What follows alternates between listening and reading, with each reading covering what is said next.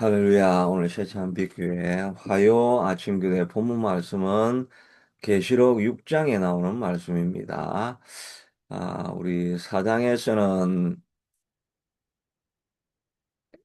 사도 요한이 이제 하늘로 올라가서 보좌의 내용을 보았고, 5장에서는 보좌에 앉으신 분의 손에 잡고 있는 두루마기에 대한 이야기를 하면서 두루마리를 풀어야 되는데, 그 두루마리를 풀려고 하니까 인봉이 딱 막혀 있어가지고, 사도 요한이, 저걸 풀어야 이 땅에서 고통당하는 사람들의 종말을 알 수 있고, 미래의 계획을 알 수 있고, 그 길을 고를 수가 있는데, 저 인봉을 누가 좀 떼줄 수가 없는가 하면서 막 눈물을 흘리고 있으니까, 어린 양 예수님이 나타나셔가지고, 그걸 딱 받아들이시고, 그 인봉을 이제 풀어서 안에 있는 내용을 이렇게, 살펴보아서 알려주려고 하는 그런 이제, 어, 대로 가기 전에 하여튼 예수님이 그 인봉을 떼기에 가장 적합하신 분이시다. 그걸 그래서 예수님께 영광과 찬송을 드려야 된다는 그 내용을 주로 있었고, 이제 오늘 본문에 있는 말씀은 이제 그 인봉을 하나씩 하나씩 이렇게 떼게 됩니다. 인봉을 뗄 때마다 이제 재앙이 땅에 떨어지는 내용들이 나오게 됩니다. 그래서 이제 인봉을 6개, 오늘 본문은 이 인봉 6개를 떼면서 어떤 재앙이 이 땅에 떨어지는가 하는 내용이 나오고, 그 다음에 다음 장에는 7째 인봉을 뜯는 이야기 나오고, 그 다음에 인봉이 다 뜯어지고 나면 이제 두루마기가 쫙 펴질 거잖아요. 쫙 펴지는데 거기에는 내용은 이제 또 재앙이 나옵니다. 그 다음에 7나팔 재앙이 나와가지고 또 어떻게 이 땅이 또 이렇게 재앙 가운데 있게 될 것인가 그걸 이야기하고, 그 다음에 7나팔 재앙 다음에는 또 7대접 재앙이 나옵니다. 재앙이 나와 이 땅에 어떤 재앙이 계속해서 일어나게 될 것인가 하는 그런 것들을 이제 보여주게 되고, 그리고 나서 이제 그렇게 하면 마지막에 19장에서 21장까지가 나오는 내용은, 그래서 이 땅은 이렇게 재앙이 가득하고, 하늘도 뭐 핏빛으로 물들게 될 것이고, 모든 이 땅에 있는 그 나라가 황폐하게 되어질 것인데, 그리고 나면 이제 새 하늘과 새 땅, 새 예루살렘이 이 땅에 딱 내려와 가지고 이 땅이 완전히 변화되어져서 구속 사역이 완료되어질 것이다 하는 그런 내용이 나오게 됩니다. 그래서 이제 오늘 6장부터 18장까지는 계속 뭐 그 하늘이 핏볕으로 변하고, 또 막 용이 나와가지고 싸우고 이러면서 이 땅이 막 난리가 나는 이야기입니다. 끊임없이 난리가 계속 나는 이야기니까 무시무시한 이야기가 많이 나오죠. 그러니까 그걸 보면서 이 그 무시무시한 이런 재앙들이 일어날 것이니까 이걸 빨리 피하려고 하면 나를 따르라고 하면서 이렇게 이단들이 이제 그 무시무시한 분위기를 이제 형성합니다. 예수님이 오시면 평안하고 기쁨이 있고 안정감이 있어야 되는데 이 이단들은 주로 다 그 두려움으로 우리를 공격합니다. 이렇게 하지 않으면 너가 망하게 될 것이니까 나를 피난처로 삼으라. 그런 이야기들이 많이 나오죠. 이슬람이 주로 이슬람은 핵심이 순종이거든요. 순종하면 너가 구원을 받고 순종하지 않으면 구원을 받지 않는다. 뭐 묻지도 말고 따지지도 말고 순종하라. 그렇게 해서 하여튼 무조건 순종하는 그게 이제 이슬람인데, 그래서 알라가 두렵게 하죠. 너가 순종하지 않으면 어, 어떻게 될지도 모르고, 또 이 땅에서 착한 일을 많이 쌓아놓지만 마지막에 어떻게 될지는 모릅니다. 뭐 아무리 착하게 해도 마지막에 알라가 나 너 싫어하면 이렇게 재앙을 그 구원을 받지 못하게 돼 있죠. 그래서 하여튼 이 그 절대 순종, 그게 이슬람의 핵심이라고 할 수가 있죠. 두려움으로 통치하려고 하는 그런 내용들이 들어가 있는 면이 있습니다.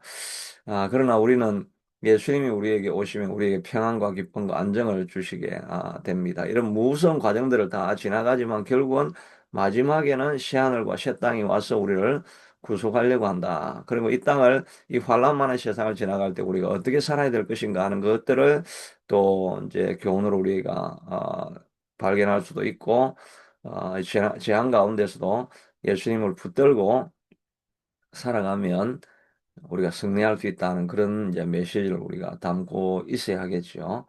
1절에 보니까 이제 첫 번째 인 중에 하나를 떼시는데 그때 내가 보는 네 생물 중에 하나가 우리 소리와 같이 말하되 오라 하기로 이에 내가 보니 흰말이 있는데 이제 말 탄 이야기가 나옵니다. 그래서 이제 말이 그 인봉을 딱 뗄 때 그 네 생물 중에 하나니까 네 생물이 사자, 독수리, 사람같이 닮은 사람, 그 다음에 네 번째가 사자, 독수리, 사람 같은 사람, 소가 나오죠. 그래서 소가 그 네 짐승이 이제 중에 하나가 이제 막 부르니까 말이 나오는데 이 말이 네 마리가 나오게 됩니다. 한 마리는 흰 말, 그다음에 붉은 말, 세 번째는 검은 말, 네 번째는 그 황색 말인데 청황색, 예, 청황색 말이 이렇게 나오게 되는 이야기가 기록이 되어져 있습니다. 첫 번째는 나오는데 흰 말을 탄 자가 나오게 되는데 그 탄 자가 활을 가졌고 면류관을 받고 나아가서 이기고 또 이기려고 하도다. 이렇게 보통 흰 말은 예수 그리스도를 말하기 때문에 뒤에 나중에 보면 예수님이 흰 말을 타시고 있다, 백마를 타고 있다고 하는데 그 이만희 신천지에 보면 이만희가 그 흰말을 타고 이렇게 갑니다. 이 흰말이 예수 그리스도를 상징하니까 내가 흰말을 타고 온 메시아 그리스도다. 그런 의미가 있죠. 또 김정은도 이제 또 백두산에서 백마를 타고 이렇게 나가고 있죠.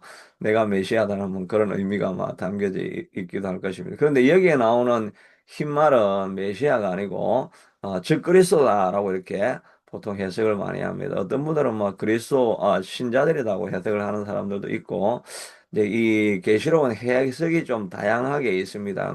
어느 해석이 막 절대적이라고 하는 그런 그 학자들 사이에도 그런 건 없고 그냥 주류적으로 이렇게 해석을 한다고 하는데 이 흰말은 적그리스도로 해석하는 경우가 많습니다. 그 탄자가 활을 가졌고 면류관을 받아가지고 나아가서 이기고 또 이기려고 하도다라고 하는데 계속 싸워서 이기려고 하는 그런 세력이라고 할 수가 있습니다. 활을 가졌지만 그러나 이제 화살을 가지고 있지 않기 때문에 이기고 이기려고 하는 것은 이제 제가 그냥 심플하게 그냥 해석해 있지. 저 그리스도나 이 사단의 세력이 그리스도인을 이기려고 계속해서 싸우고 하는데 이 싸우고 활을 막 당기고 이렇게 하려고 하는데 활을 가졌지만 화살이 없는 거예요. 그러니까 아무리 우리를 쏘아서 넘어뜨리려고 해도 우리가 넘어질 듯 하면서 우리가 안 진다는 것입니다.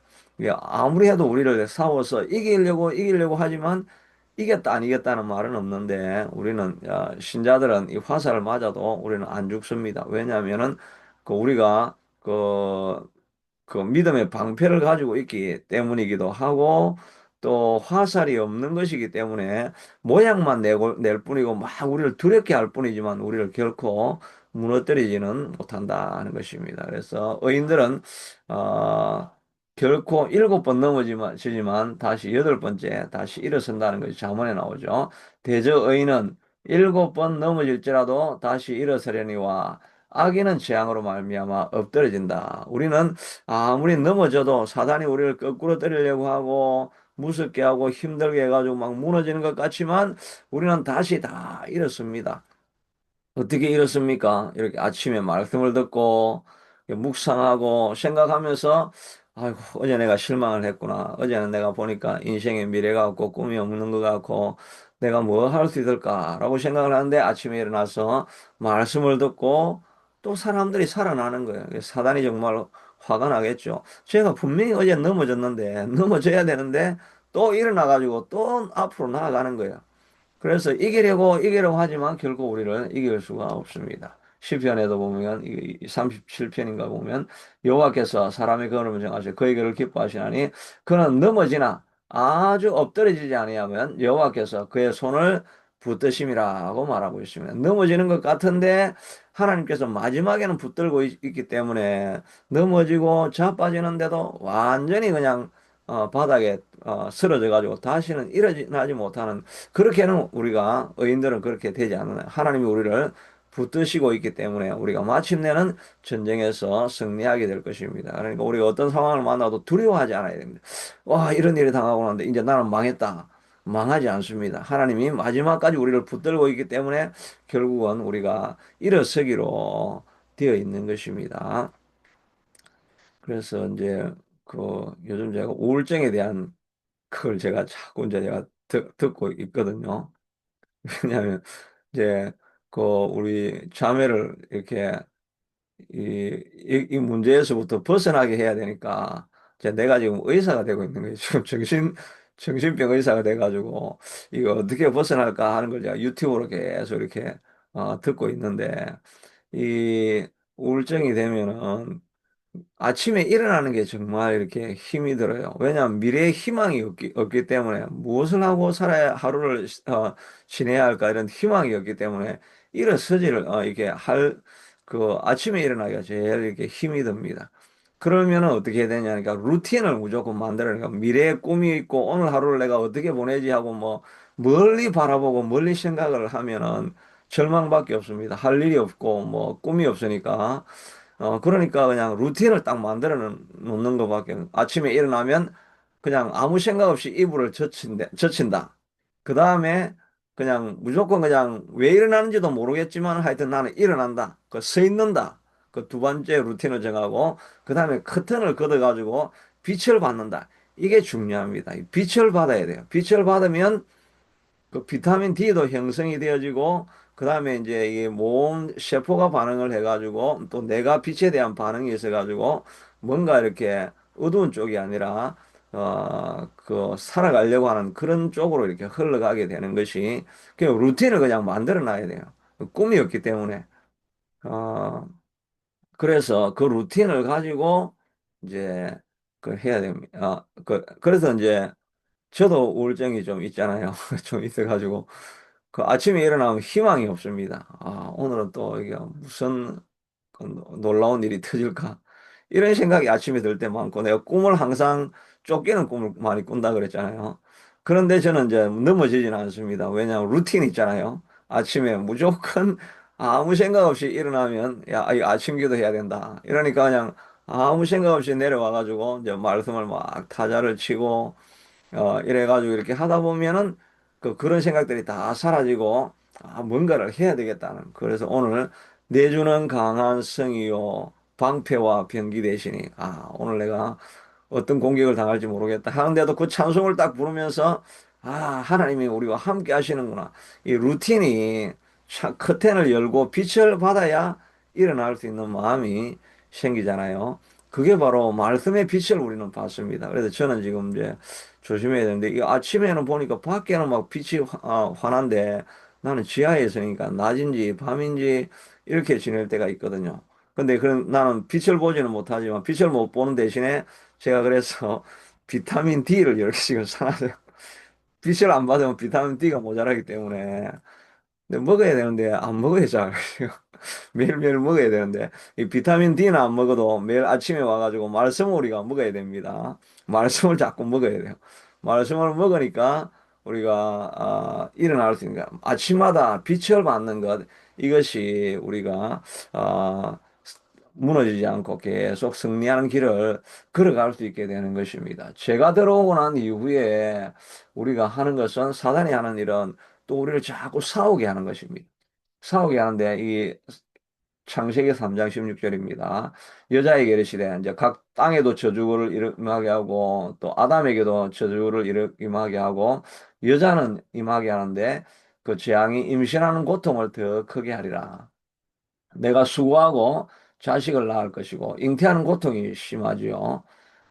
그리고 너는 남편을 원하고 남편은 너를 다스릴 것이니라, 이렇게 하는데, 이 남편을 원하고 이 말은 옛날 번역에는 남편을 사모하고 이렇게 하는데, 지금 남편을 원하고라고 이렇게 단어를 바꿔놨습니다. 이 원래 남편을 사모하고 이렇게 하면 뭔가 좀 로맨틱하고, 이제 남편을 더 사랑하게 될 것이고 뭐 이런 거로 해석을 하려니까 말이 안 맞죠. 저주를 받는데 남편을 사랑하고 막 이렇게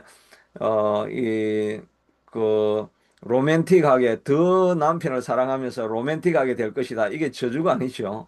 그러니까 이 원래 의미는 남편을 지배하려고 하고 이렇게 됩니다. 옛날에는 돕는 배필이 돼가지고 어떻게 남편을 도울까 하는 이런 존재로 창조되어졌는데, 제가 임하고 나서는 남편을 어떻게 하면 내가 다스릴 수 있을까?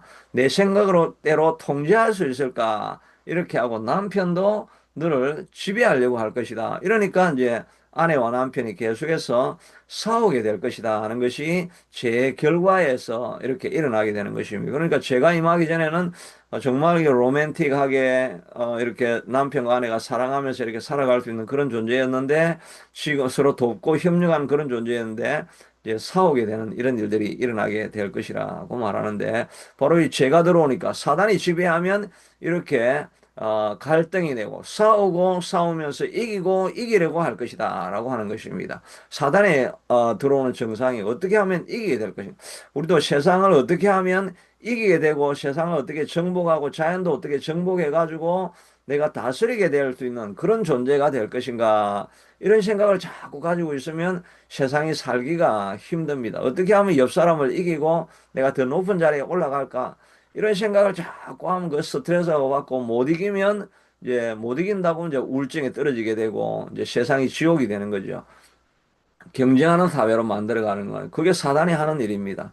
그러니까 우리가 해야 될 일은 어떻게 하면 내가 좋은 헬프가 되어가지고 어떻게 하면 돕고 섬길 수 있을까, 이런 마음을 가지고 나아가면 세상이 평화로워지고 가정이 평화로워지는데, 사단의 생각을 가지고 자꾸 다스리려고 하고 이기려고 하면 고통스러운 세상이 되는 거고, 우리는 점점 어떻게 하면 섬길 수 있는가 하는 것이 사단의 길을 걸어가지 않는 하나님의 길을 걸어가는 방식이라고 할 수가 있는 것입니다. 우리는 어떻게 하든지 섬겨야지, 이기고 이기려고 할지어다. 그러면 피곤해지는 것입니다.